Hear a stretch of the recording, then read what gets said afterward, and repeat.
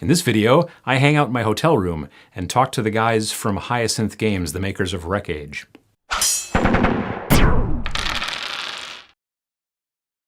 So, I'm going to say probably 2012. When I was still working with Beasts of War, I was told to kind of talk to these guys who had this new post-apocalyptic game, and that game was called Wreckage, and it was at Adepticon, because you guys are kind of Chicago locals, right? Chicago proper. Yeah, exactly. Not the suburbs. Yes. No. Exactly. And so I went and talked to you guys and did a couple of interviews and stuff and looked at stuff, and that was a while ago, and it's still, it's 4 years later, and you guys are still going along, and I want to hear more about what you guys have been doing. I mean, you're still working with the same set of rules. Yeah. But you've expanded a bunch of other stuff, and what I think maybe a lot of people don't know is that, and so we're talking about a skirmish, post-apocalyptic miniatures game, but also RPG in the same book. Yep. Right. And you're talking about 120 models you guys have got at this point. Yeah. Models are all Anton. Yeah. Talk. Well, I mean, I didn't cast. I No, didn't yeah, cast yeah. or sculpt them. Right, sure. Yeah, art direction and stuff like that. We're trying to push and get. I mean, I guess we got 20 new models out just for Adepticon. Yeah. I mean, not just for the convention, But you got done in time, for yeah. for within the last 2 weeks. Painted, cast, Yeah. and in hand, and being able to sell to people. And so this isn't a that's exciting. situation where you guys are working with, like, you're not like buying like old models and then these are all This is completely this is unique, all brand new stuff. completely new models designed for the fluff and universe that we've created. That we've been, I mean, we've got brainstorm documents from 6 years ago that we just go through and pull stuff out, and we've got, page here, a paragraph here, and we throw it together and add some new content and rewrite it so it's a little better with the grammar and everything, and try to make something with that. Yeah.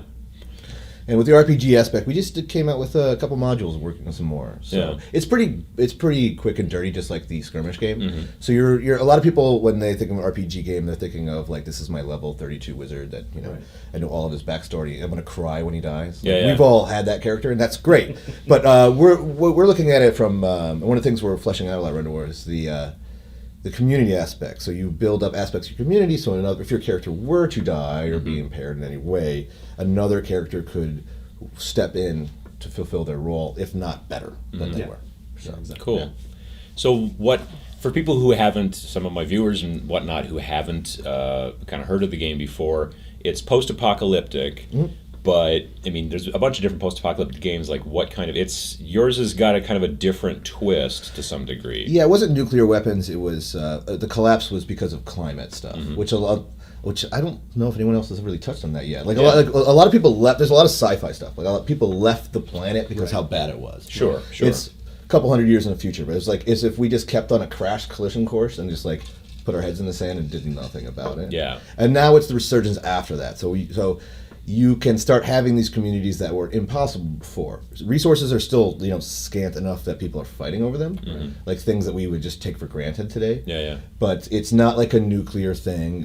Look, we are willfully don't have zombies. It is Creative Commons, so people have added zombies, but we're not doing stuff like that. So when you're talking about Creative Commons, that's a for people who aren't familiar, that's definitely like a licensing thing. So people could sit down and, like, could they write a module or a scenario and publish it, and you Absolutely. guys? As long as they publish it under the Creative Commons license and it's non-commercial, that's fine. Or if they come to us and they say, hey, here's this module and it will work, absolutely. We need more content. Yes, do that. Do that. We've got people already doing that. Yeah. I love it. It's fantastic. Are there a lot of miniatures games that are doing that kind of Creative Commons things? Yeah, not really. I think a lot of people are really concerned with Everyone's the scared IP. of protecting their IP. Yeah. And, I don't know. I just feel like, if people want to play the game, you should get people to play the game. Yeah. However you can, get it in their hands. Yeah. Also, from just a business standpoint, if you're an independent, you afford cannot protect your IP. Yeah. For one, you're not going to hire attorneys to sue people. Not that we would want to do that. Right. But and also, anytime any effort you're spending doing that is effort you're not spending on like promoting or and building making your game better. And Right. it's a small pond. We're not talking about millions of people buying these games. All of these games. You know what I mean? Like, there's not that many people playing. Yeah. We know Tabletop miniatures games. Yeah, I would say we RPGs we more know so, a lot but of people. still. Yeah. You know what I'm saying. Yeah. So during Adepticon this year, this is now, and you guys have been doing this more than 4 years, probably 5 years. Yeah, it's longer? right about 5 years Yeah. since we started. Have you? I mean, you've obviously seen growth, obviously, because you've got so Yeah. many more miniatures and all that kind of stuff. But coming to Adepticon, because you're locals, you've been doing it pretty much since the beginning. Are you seeing a lot more people? And I know you guys had a tournament yesterday, right? Yeah. I mean, that's pretty cool. Yeah. Yeah. One last year too. Yeah, and, yeah. And the tournaments, I love playing that. We actually played a big game today, and I had the most fun playing a miniatures game I've had in years. Playing my own game, I was like, this is awesome. This is great. Like, we've got cars like careening around corners and running people over and crashing into motorcycles, and and people shooting each other through through this little town, and it was a blast. And that's what we set out to do is play a fun game. Yeah. And it just has our hobby is no longer playing the game. Our hobby is making the game. Yeah. And it's a tremendous amount of work. Oh, yeah. I mean, just like if you're going to paint a 3,000 point army for whatever system, and you want to do it well, you're going to sit down and you're going to spend hundreds of hours doing it. Yeah. It's just a different aspect of the hobby at this point, I see. So. Yeah, I mean, with me, it's like, all this crazy video shenanigans has become my kind of secondary hobby. You're a nerd about that. We're a nerd about this. People are nerds about football or whatever. Exactly. It's the same. It's the same. There are thing. times when I'm like, man, I really want to sit down and paint some models, but I got to edit this thing. So I've painted 2 of our own models in 5 years. Yeah. I'm terrible at painting. He's good at painting. Yeah. I've painted more than he has somehow. Yeah, you have. You've painted way more than I have. Yeah. Yeah. And you're getting better at it because that's part of it too. Yeah. Enjoy. I'm getting back to where I was when I was like 12. Yeah. That was like my high water mark. That's not too bad. Regressing. That's That's the goal of being an adult is you get to regress to child state and enjoy yourself again. You've got the luxury, hopefully, to enjoy yourself, and that's part of what the game definitely. is. So, like, what I know, people always ask stuff like, "Oh, so what's your next game? What's your, because they always want to know what's coming next." Now, you guys aren't necessarily working on a next game because we're always talking about it. But Sure. Yeah, I mean, this is our focus right now. Yeah. I want to get this, to the point where it's playable. There's a big community, support the community. Mm-hmm. Like it's not about I mean, it's a big sandbox. I mean, I think when we start, if we so started much feeling there. limited by rec age, we Then would we'll- look then into we'll that jump to more. something But else. so Yeah, if we're feeling so burnt we out. talk about all the Yeah. brainstorming. Yeah. We have brainstorming Yeah. for other settings. And Sure, stuff sure, like that. sure. But it's not something I don't think we'd act on until we were like, okay, this. It's not like we would abandon rec age either. We'd be like, okay, we haven't reached a point where we're like, okay, we're running out of steam for rec right. age. So or ideas or space. I mean, it's Well, I mean, honestly, So you can much you fun. can be putting in, like, let's say, new factions. You can be putting in just new models New for those locations, factions. You can be new- putting in new scenario books or all kinds of stuff like that. I mean, right now you pretty much just have the one book. It's the core rule book. We've got Shangri-La coming out soon, which is basically underwater LA. So it's floating city LA, underwater LA, the valley, and the valley and the mountains in LA. And John Gordon wrote that, and he was just kind of a guy who approached us. And he was like, "Hey, I want to write this." We're like, "Yeah, this sounds cool." And we talked to him, and then it just happened. Yeah. Over the last year and a half, but.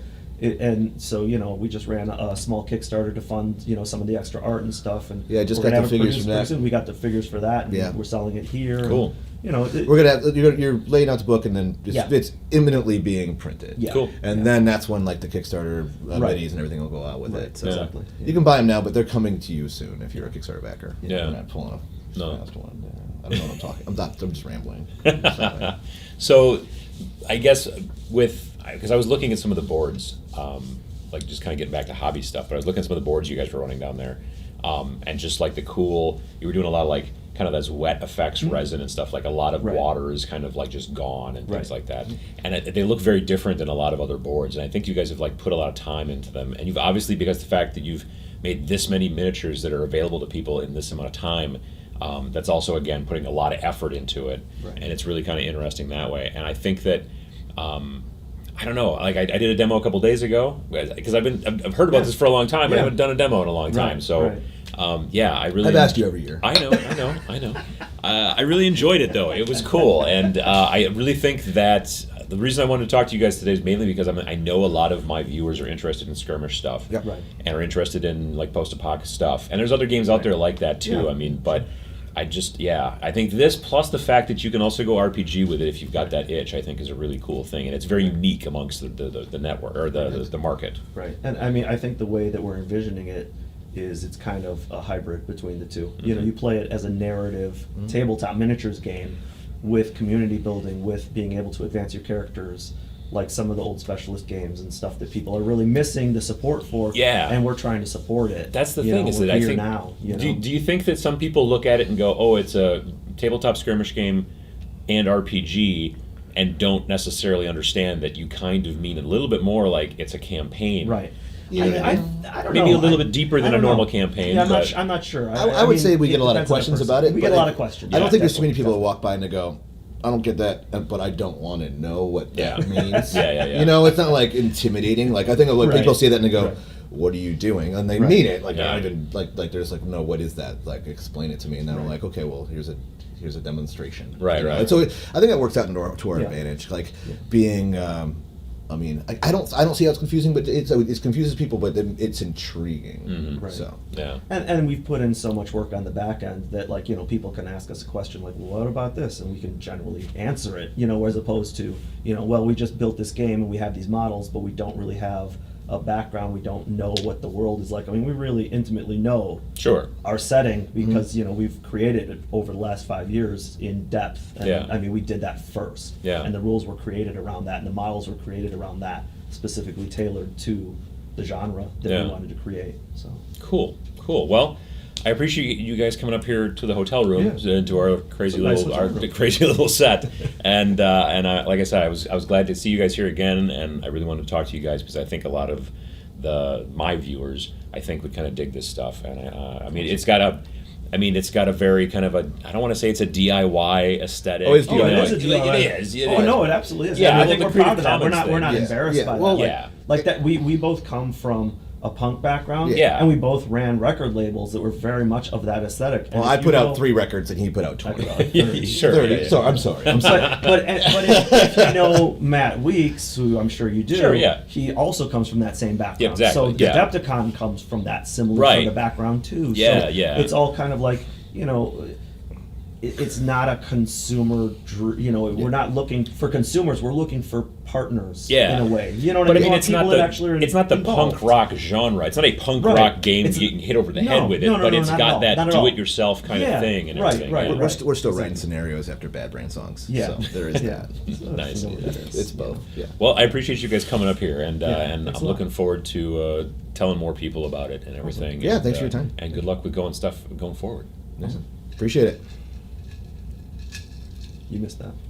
What's that? What I did? Oh, was I supposed to claim? It was fine. I'm I just got empty. my Just stupid- edit that in. Yeah, it'll be fine. I can do it in post. Oh my god.